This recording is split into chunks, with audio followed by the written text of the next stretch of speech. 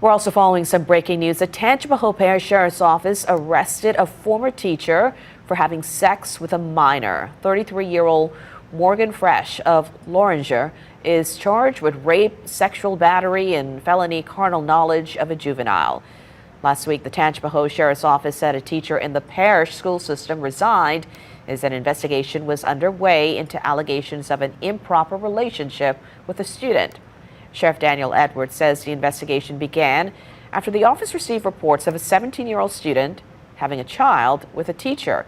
Edwards says his office isn't sharing specific details at this point due to the case involving a juvenile.